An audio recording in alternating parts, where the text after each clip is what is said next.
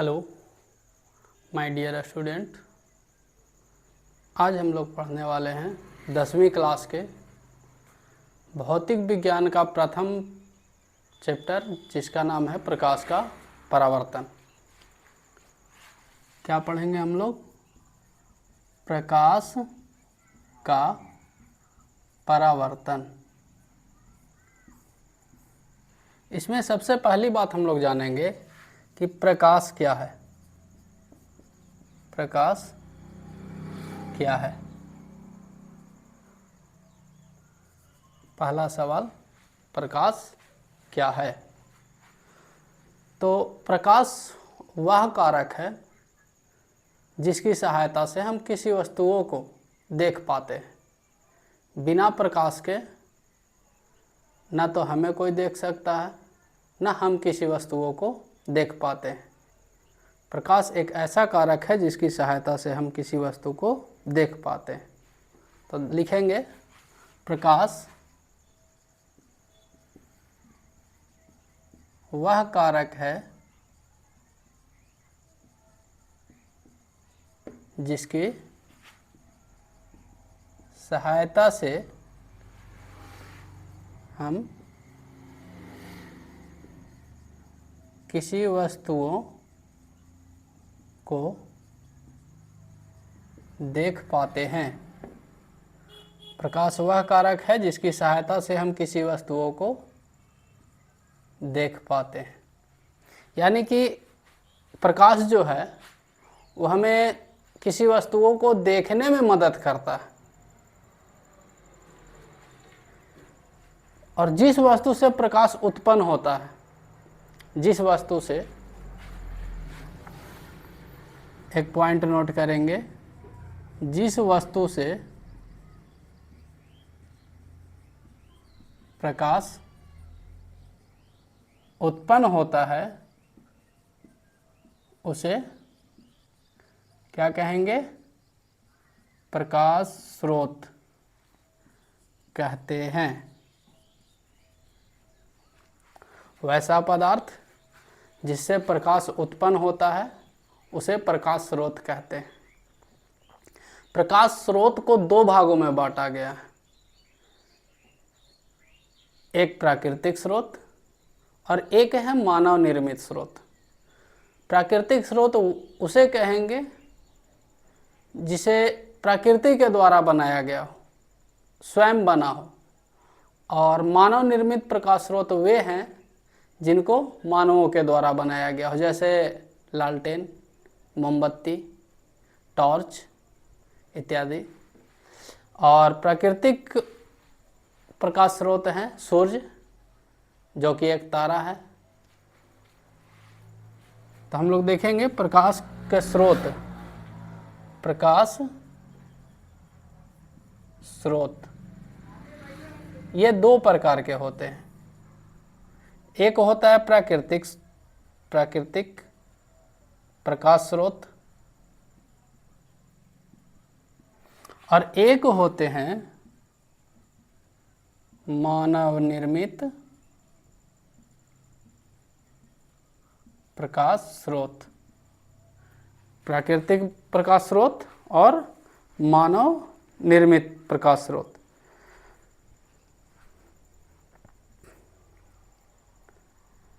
तो वे वस्तुएं जो प्राकृतिक, वे वैसे प्रकाश स्रोत जो मानव प्रकृति के द्वारा बनाया गया हो, जिसमें देखेंगे सूर्य, जो कि एक तारा है। और मानव निर्मित स्रोत में क्या हो जाएगा? टॉर्च, मोमबत्ती,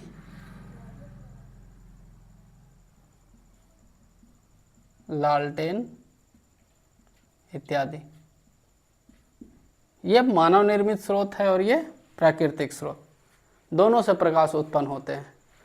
दोनों में अंतर यही है, मानव निर्मित स्रोत जो है वो एक निश्चित समय के बाद समाप्त हो सकता है, परंतु प्राकृतिक स्रोत जो है ऊष्मा के प्रकाश के, ये खत्म नहीं होता। ये प्राकृतिक रूप से पुनः पूर्ति होते रहता है, इसलिए इसे नवीकरणीय स्रोत भी कहा जाता है। प्रकाश की उत्पत्ति की दृष्टि से वस्तुओं को दो भागों में बांटा जाता है। ये तो प्रकाश स्रोत हो गए। उत्पत्ति के दृष्टि से देखेंगे, प्रकाश की उत्पत्ति के दृष्टि से वस्तु दो प्रकार के होते हैं।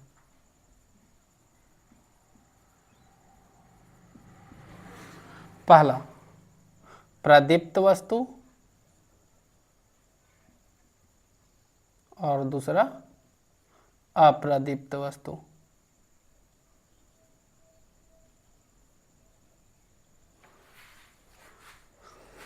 प्रकाश की उत्पत्ति की दृष्टि से, यानी कि कहा जाए जो प्रकाश उत्पन्न करने वाले बहुत से पदार्थ ऐसे होते हैं जिनसे प्रकाश उत्पन्न होता है, परंतु बहुत से पदार्थ ऐसे हैं जिनसे कोई प्रकाश उत्पन्न नहीं होता है। वैसे पदार्थ जिनसे प्रकाश उत्पन्न होता है उसे प्रदीप्त वस्तु कहते हैं, और वे पदार्थ जिनसे प्रकाश उत्पन्न नहीं होता है उन्हें अप्रदीप्त वस्तु कहा जाता है। तो प्रदीप्त वस्तु वैसा वस्तु जिनसे प्रकाश उत्पन्न होता है,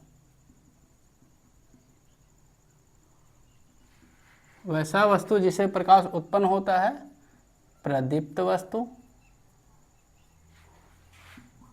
और वैसा वस्तु जिससे प्रकाश उत्पन्न नहीं होता है उसको क्या कहेंगे? तो अप्रदीप्त वस्तु। अप्रदीप्त वस्तु। प्रदीप्त वस्तु कौन कौन हो जाएंगे? प्रदीप्त वस्तु जरा बताइएगा। प्रदीप्त वस्तु कमेंट में जो भी सवाल बोला जाए उसका जवाब कमेंट में दे सकते हैं, तो कमेंट में दीजिएगा प्रदीप्त वस्तु किसको कहेंगे।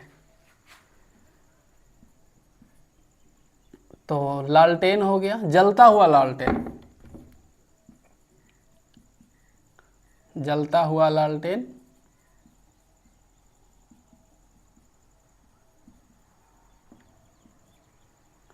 जलता हुआ मोमबत्ती,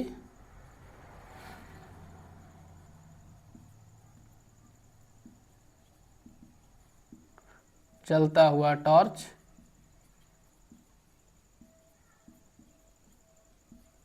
सूर्य, तारा, जबकि सूर्य का भी एक प्रकार का तारा ही है।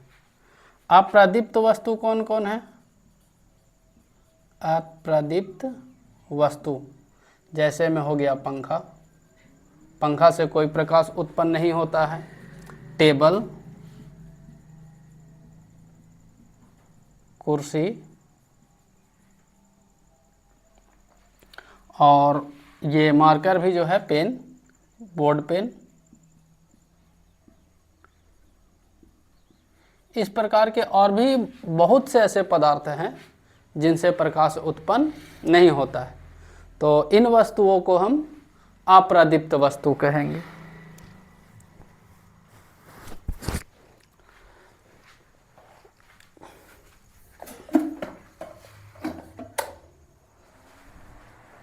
तो वैसा वस्तु जिससे प्रकाश उत्पन्न नहीं होता है उन्हें अप्रदीप्त वस्तु कहते हैं, और वैसा वस्तु जिनसे प्रकाश उत्पन्न होता है उन्हें, जिससे प्रकाश उत्पन्न होता है प्रदीप्त वस्तु, और जिससे प्रकाश उत्पन्न नहीं होता है उसे अप्रदीप्त वस्तु कहेंगे।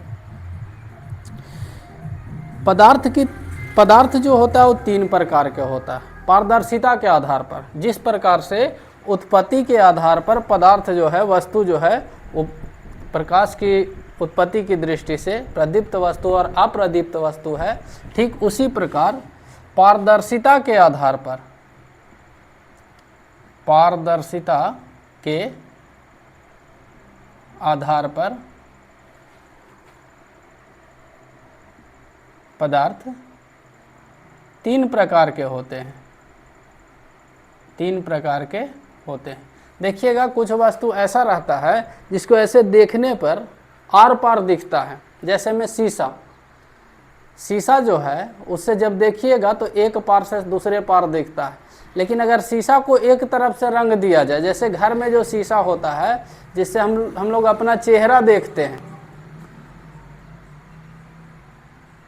उस शीशा में कभी भी प्रकाश आर पार नहीं होता है।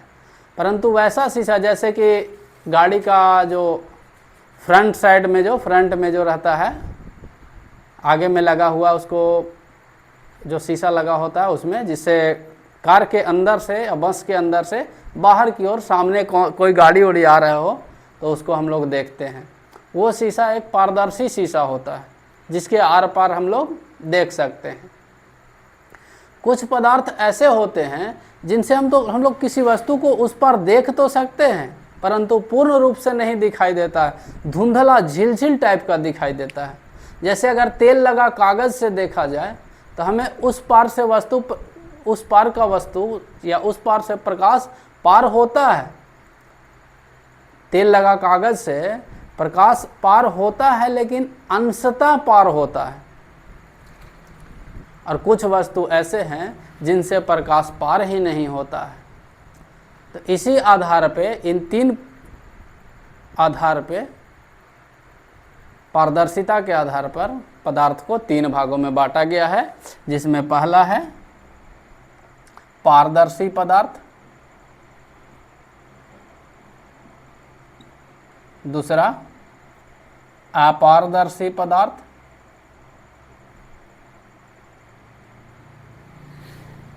और तीसरा है पारभासी पदार्थ।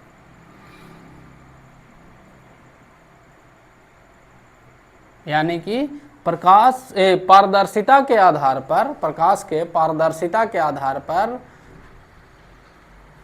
पदार्थ तीन प्रकार के होते हैं: पारदर्शी, अपारदर्शी और पारभासी।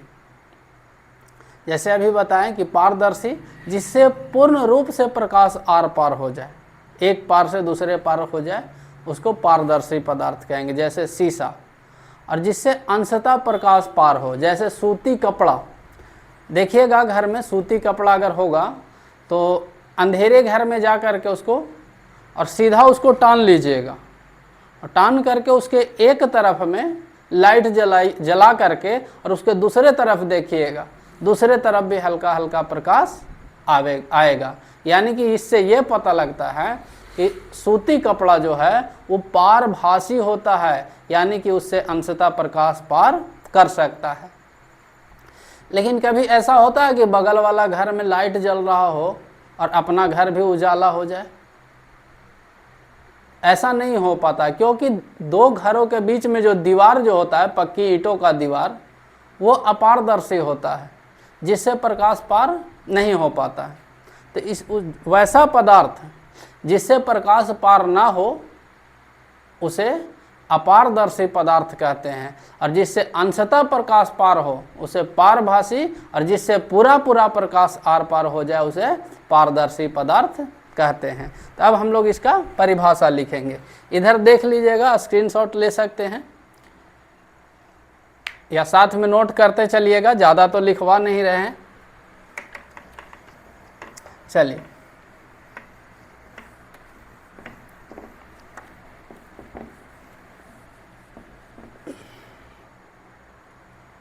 पारदर्शी पदार्थ किसे कहते हैं?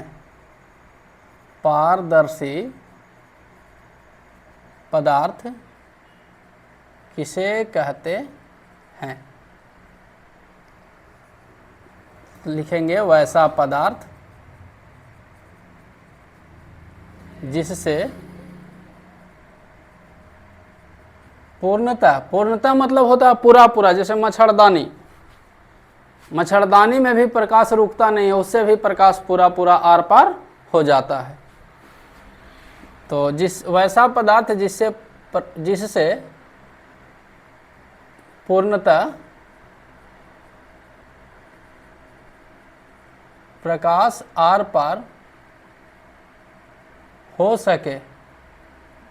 हो जाए उसे पारदर्शी पदार्थ कहते हैं। जैसे शीशा,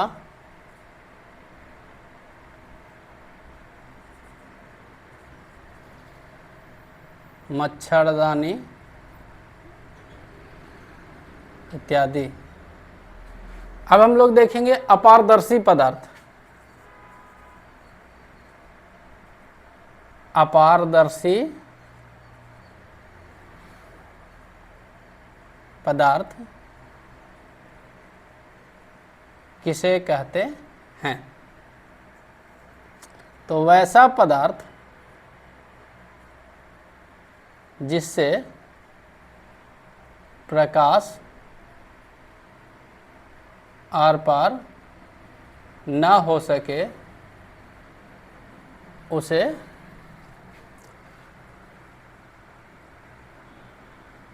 अपारदर्शी पदार्थ कहते हैं। जैसे में दीवार, लोहा, लकड़ी, टेबल इत्यादि। यानी कि देखिए, दीवार के एक पार से दूसरे पार प्रकाश आर पार नहीं होता है। ठीक उसी प्रकार अगर लोहा का अगर चदरा बना दिया जाए, लोहा को अगर चदरा और उसके एक तरफ अगर लाइट जलाया जाए तो दूसरे तरफ प्रकाश नहीं आता है। ठीक उसी प्रकार लकड़ी, टेबल के नीचे अगर कोई लालटेन जला करके अगर रख देते हैं तो क्या टेबल के ऊपर दिखाई देगा कि क्या ऊपर में क्या अगर टेबल के ऊपर में कोई पेपर लिख करके कुछ रख देते हैं और मोमबत्ती को टेबल के नीचे जला दिया जाता है तो क्या हम नीचे जला करके और ऊपर में देख सकते हैं? तो ऐसा संभव नहीं है, क्योंकि इससे प्रकाश पार नहीं होता। इसलिए टेबल भी जो है अपारदर्शी पदार्थ होगा। इसके बाद है तीसरा पारभासी पदार्थ। पारभासी पदार्थ किसे कहते हैं? पारभासी पदार्थ किसे कहते हैं? तो वैसा पदार्थ जिससे होकर प्रकाश अंशतः पार कर सके उसे पारभासी पदार्थ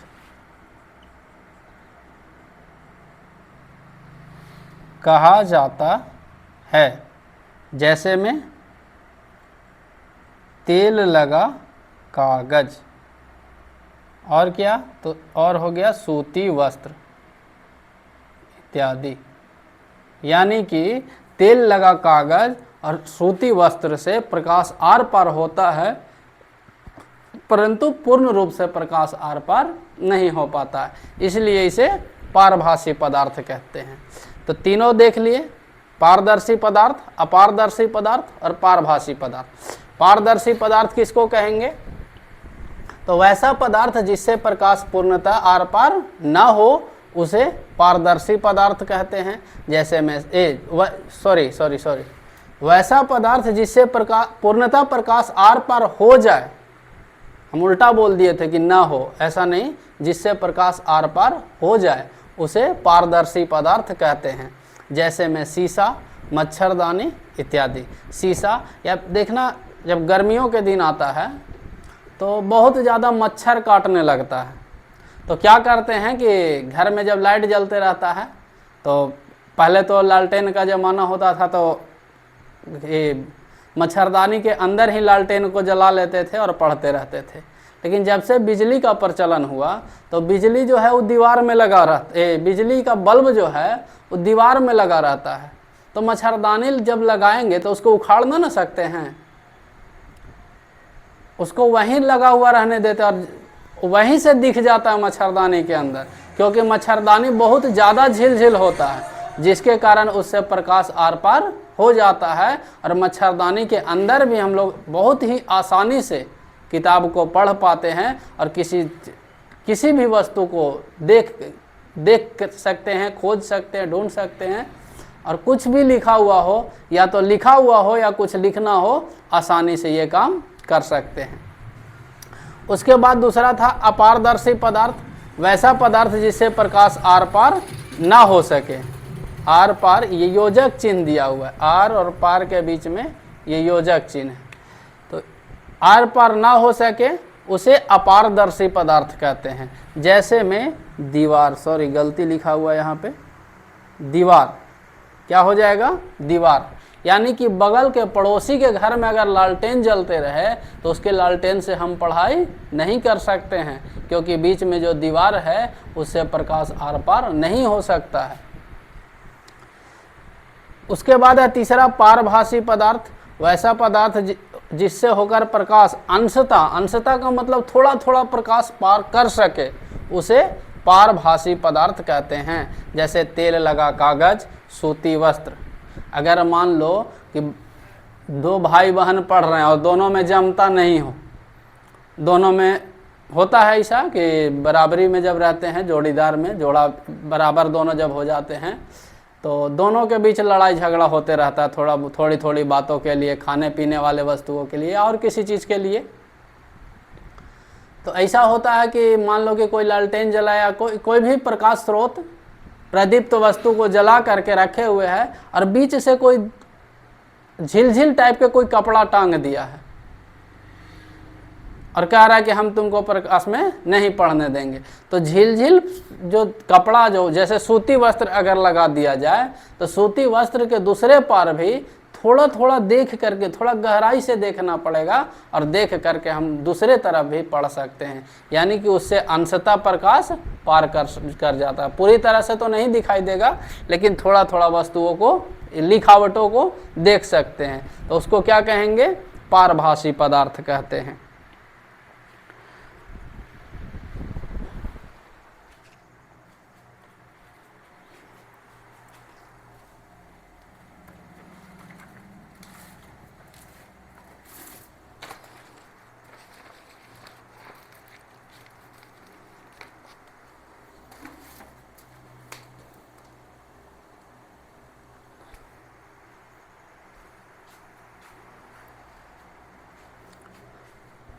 चलिए इसके बाद आगे अब हम लोग क्या देखेंगे, तो इसके बाद होता है किरण पुंज। प्रकाश जो निकलता है, प्रकाश स्रोत से निकलने के बाद एक सीधी रेखा में गमन करता है। उन किरणों के समूह को, प्रकाश जब सूर्य के प्रकाश या किसी भी प्रदीप्त वस्तु से जब प्रकाश उत्पन्न होता है तो प्रकाश की किरणें एक साथ अपनी अपनी दिशा में गति करता है। तो किरणों के समूह, प्रकाश स्रोत से निकले प्रकाश के किरणों के समूह को किरण पुंज कहा जाता है। ये किरण पुंज 3 प्रकार के होते हैं। एक होता है समांतर किरण पुंज, अभिसारी किरण पुंज, और तीसरा होता है अपसारी किरण पुंज। फिर से अगर देखें तो अपसारी किरण पुंज, अभिसारी किरण पुंज और समांतर किरण पुंज। अपसारी किरण पुंज जो होता है वो प्रकाश स्रोत से निकलेगा और निकल के ऐसे फैलते हुए चला जाएगा, तो उसको बोलते हैं अपसारी किरण पुंज। और अभिसारी किरण पुंज किसको बोलेंगे, जो एक प्रकाश स्रोत से निकला और निकल करके जाके एक बिंदु पर केंद्रित हो गया। जैसे अगर समझे, देखना इधर ध्यान से,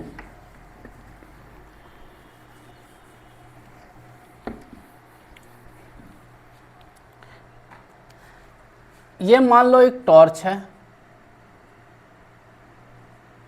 इससे प्रकाश निकला। जब टॉर्च हम लोग जलाते हैं तो टॉर्च से प्रकाश ऐसे फैलते हुए जाता है, सीधे भी जाता है प्रकाश की किरणें, ऐसे भी जाता है तिरछा फैलते हुए, ऐसे पूरे में प्रकाश जो है वो फैलते हुए जाता है। तो प्रकाश स्रोत से निकलने के बाद प्रकाश की किरणें जब फैलते हुए जाए एक दूसरे से, प्रकाश की किरणें जो है एक दूसरे से, जैसे कि ये दोनों किरणों के बीच की दूरी यहाँ पे कम था लेकिन यहाँ आकर के ज़्यादा हो गया। क्यों? क्योंकि ये प्रकाश की किरणें जैसे जैसे दूर जा रही है फैलते जा रहा है, इसलिए इसको क्या कहेंगे, अपसारी किरण पुंज, किरण पुंज। दूसरा देखेंगे, एक और टॉर्च बनावेंगे और ये दूसरा देखेंगे, मान लो यहाँ पे, यहाँ से प्रकाश निकला, लेकिन जैसे ही प्रकाश निकला यहाँ पे एक लेंस लगा दिया जाता है। ये कौन सा लेंस है, उत्तल लेंस, या फिर इसी में लेंस फिट है, चाहे कोई ऐसा प्रकाश स्रोत है जिसमें यहीं पे एक लेंस फिट किया हुआ है, उत्तल लेंस। तो उत्तल लेंस हम लोग जानते हैं कि उसको अभिसारी लेंस भी कहा जाता है। तो ये करेगा क्या, लेंस जो होता है प्रकाश से निकलने वाले किरणों को एक बिंदु पर केंद्रित कर देगा, यहाँ एक बिंदु पर केंद्रित करेगा, तो इसे क्या कहते हैं, अभिसारी किरण पुंज, अभिसारी किरण पुंज। यानी कि प्रकाश स्रोत से निकलने के बाद प्रकाश की किरणें जब एक बिंदु पर केंद्रित हो जाती है तो उसे अभिसारी किरण पुंज कहते हैं। इसके बाद है तीसरा,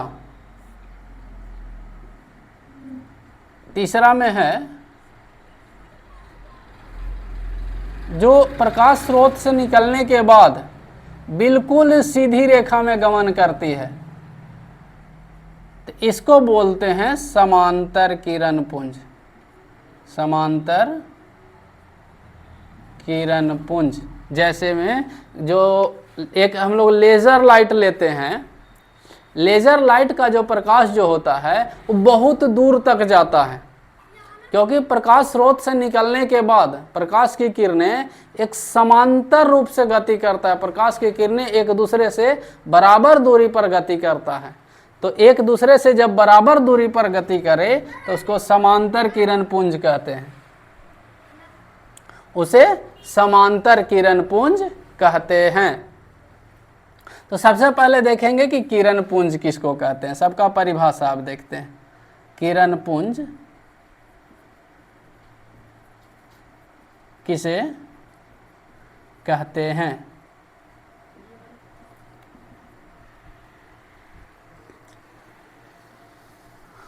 किरण पुंज किसे कहते हैं। तो प्रकाश स्रोत से निकले किरणों के समूह को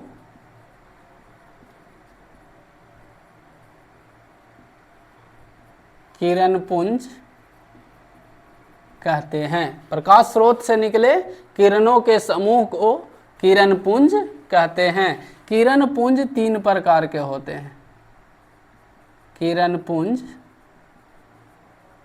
3 प्रकार के होते हैं। पहला अपसारी किरण पुंज,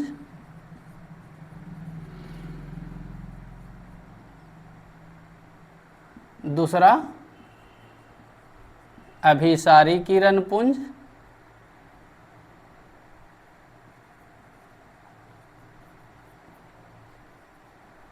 और तीसरा होता है समांतर किरण पुंज, समांतर किरण पुंज। अब तीनों को बारी बारी से परिभाषित करेंगे। पहला लिखेंगे अपसारी किरण पुंज किसे कहते हैं, अपसारी किरण पुंज किसे कहते हैं। तो लिखेंगे प्रकाश स्रोत से निकलने के बाद, प्रकाश स्रोत से निकलने वाली प्रकाश की किरणें, निकलने वाली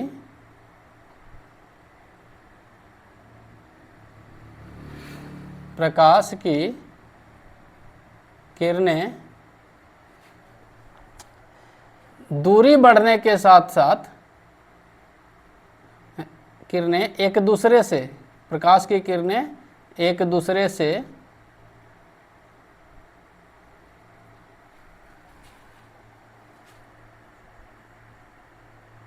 दूर होते हुए होते हुए आगे की ओर बढ़ती है तो उसे हम अपसारी किरण पुंज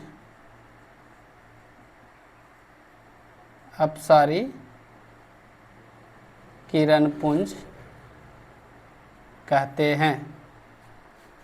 इसके बाद इसके साथ में ये वाला चित्र भी बना लीजिएगा अपना अपना। तो ये अपसारी किरण पुंज कहते हैं, अपसारी किरण पुंज का यहाँ चित्र बनाया हुआ है। दूसरा में है अभिसारी किरण पुंज। अभिसारी किरण पुंज किसे कहते हैं? तो आइए इसका परिभाषा इधर लिखते हैं, ये लिखा गया होगा।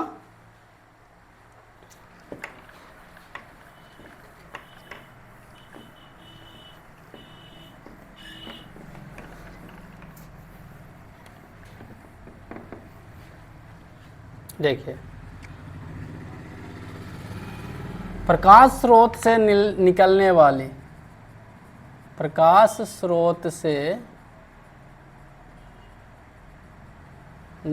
वाली प्रकाश की किरणें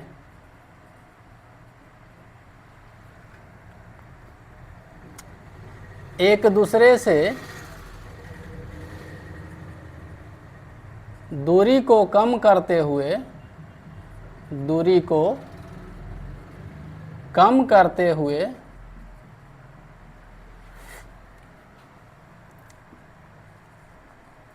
आगे बढ़ती है और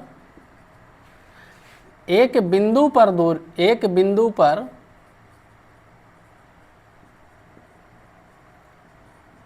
केंद्रित हो जाती है, उसे क्या कहेंगे? अभिसारी किरण पुंज। अभिसारी किरण पुंज कहते हैं। देखिए इसमें प्रकाश से, यहाँ प्रकाश की किरणें निकला, एक किरण यहाँ से एक यहाँ से, दोनों के बीच की दूरी अगर देखा जाए, मान लिया जाए तो यहाँ पे लगभग 1 सेंटीमीटर होगा। लेकिन जैसे जैसे इसका दूरी बढ़ा, आगे बढ़ते गया, ये एक दूसरे से नज़दीक आते गया और जाते जाते आगे जा कर के एक बिंदु पर केंद्रित हो गया। तो ऐसे प्रकाश की किरणों को अभिसारी किरण पुंज कहते हैं। इसके बाद है समांतर किरण पुंज। समांतर किरण पुंज किसे कहते हैं? समांतर किरण पुंज किसे कहते हैं? तो लिखेंगे प्रकाश स्रोत से निकलने वाली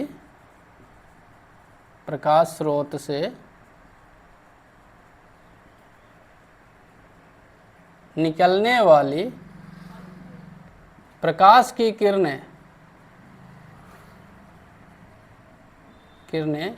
जब एक दूसरे से समान दूरी बनाते हुए आगे बढ़ती है तो इसे हम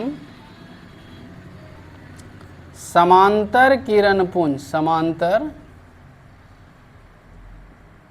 पुंज कहते हैं।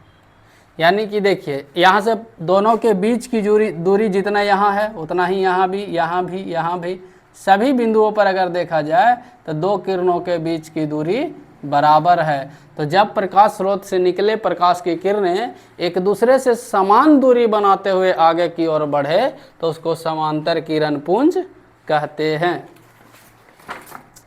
इसके बाद आगे हम लोग पढ़ेंगे किरण आरेख। किरण आरेख में सबसे पहले आगे देखिए प्रकाश का परावर्तन, किरण आरेख अभी बाद में देखेंगे, पहले देखेंगे प्रकाश का परावर्तन। और आइए प्रकाश के परावर्तन को इससे भी और बेहतर तरीका से समझने का प्रयास करेंगे। ऐसे ये भी देखिए, जो भी बातें होता है ये पढ़ाने वाला से ज़्यादा पढ़ने वाला पर निर्भर होता है।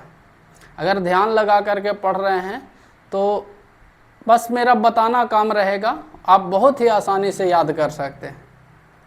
और कोई कठिन शब्द नहीं है, बल्कि बहुत ही आसान शब्दों में, आसान भाषा में लिखा गया है।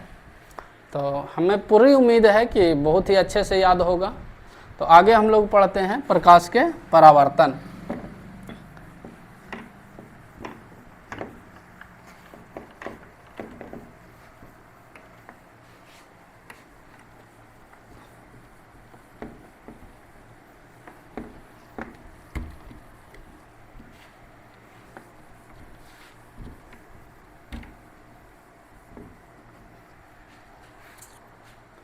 प्रकाश का परावर्तन। देखिए, एक मिरर ले लेते हैं, दर्पण। इसको एक तरफ से ऐसे रंग देंगे। एक दर्पण लेंगे जिसको एक तरफ से ऐसे रंग देते हैं, ठीक है। एक टॉर्च लेंगे जो ऐसे सीधा रख के ऐसे जलाएंगे। टॉर्च जब जलाएंगे तो यहाँ से एक प्रकाश की किरण आएगा जो कि इस दर्पण से टकराएगा और टकराने के बाद ये ऐसे लौट जाएगा। तो प्रकाश की किरणें, प्रकाश स्रोत से आती प्रकाश की किरणें जब किसी चिकनी सतह पर पड़ती है तो उससे टकराने के बाद वापस अपनी ही दिशा में लौट जाती है। इस घटना को प्रकाश का परावर्तन कहा जाता है। देखिए, एक तरफ से आ रहा है और आया प्रकाश के दर्पण से टकराया और टकराने के बाद अपनी ही दिशा में वापस लौट गया, तो उसको क्या कहते हैं? प्रकाश का परावर्तन।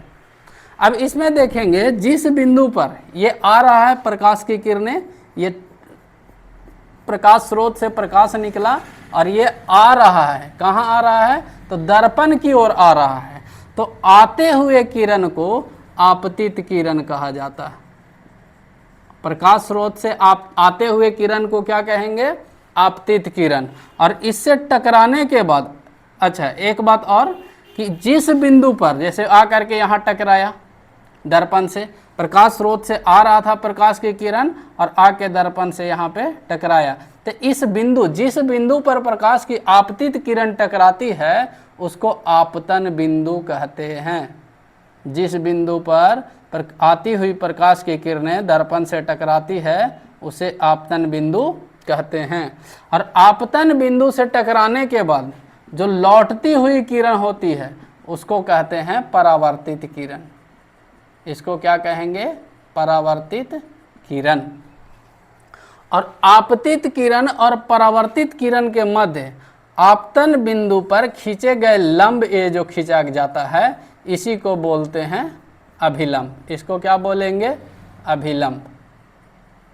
कैसे याद रखेंगे? प्रकाश स्रोत से आती हुई किरणों को आपतित किरण कहेंगे। प्रकाश स्रोत से आती हुई किरण को आपतित किरण कहेंगे। और आपतित किरण जिस बिंदु पर दर्पण से टकराती है उसे आपतन बिंदु कहते हैं।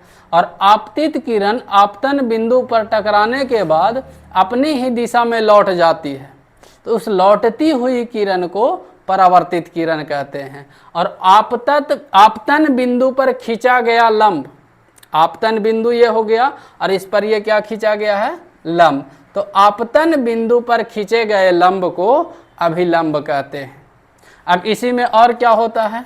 तो इसको बोलते हैं आपतन कोण। इसको क्या बोलेंगे? आपतन कोण। अब इसको बोलेंगे परावर्तन कोण। परावर्तन कोण यानी कि आपतित किरण और अभिलंब के बीच बने कोण को आपतन कोण कहते हैं। क्या याद रखेंगे? आपतित किरण और अभिलंब के बीच जो कोण बनता है उसे आपतन कोण कहते हैं। और अभिलंब और परावर्तित किरण के जो बीच जो कोण बनता है उसे परावर्तन कोण कहते हैं। तो इसी से दो गो नियम, प्रकाश के परावर्तन के दो नियम बना है। प्रकाश के परावर्तन के दो नियम हैं। ये हर साल लगभग एग्जाम में आने का चांस रहता है, इसलिए इसको अच्छे से याद कर लेंगे। प्रकाश के परावर्तन के 2 नियम होते हैं। कौन कौन? तो पहला लिखेंगे कि आपतन कोण, ये आपतन कोण जो आपतित किरण और अभिलंब के बीच की कोण जो था उसको क्या कहेंगे? आपतन कोण। तो लिखेंगे आपतन कोण और परावर्तन कोण, और परावर्तन कोण, आपतन कोण और परावर्तन कोण बराबर होते हैं, बराबर होते हैं। यानी कि कह सकते हैं कि आपतन कोण जो है वो परावर्तन कोण के बराबर होता है। इसको मिटा देते हैं, आपतन कोण परावर्तन कोण के, यहाँ पे लिख देंगे आपतन कोण परावर्तन कोण के बराबर होता है। तो प्रकाश के परावर्तन का पहला नियम है कि आपतन कोण परावर्तन कोण के बराबर होता है। दूसरा नियम क्या है? तो लिखेंगे आपतित किरण, आपतित किरण आपतन बिंदु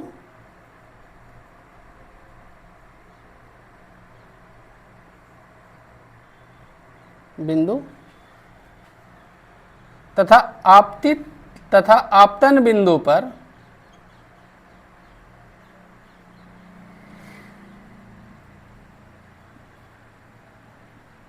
खींचा गया अभिलंब तीनों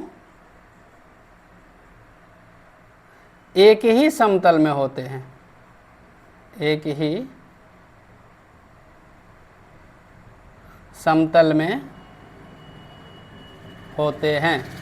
यानी कि 2 नियम है प्रकाश के परावर्तन के, 2 नियम है। कौन कौन? तो आपतन कोण परावर्तन कोण के बराबर होता है, और दूसरा नियम कहता है कि आपतित किरण आपतन बिंदु तथा आपतन बिंदु पर खींचा गया अभिलंब तीनों एक ही समतल में होते हैं। तो यह प्रकाश के परावर्तन के 2 नियम हैं। अब इसके बाद इसका आपतित किरण, परावर्तित किरण, अभिलंब, आपतन कोण और परावर्तन कोण, इन सब का परिभाषा हम आप लोगों के ऊपर छोड़ते हैं, बना करके लाना है, और इसका विस्तार पूर्वक चर्चा अगले क्लास में हम लोग करेंगे। आज के लिए इतना ही, धन्यवाद।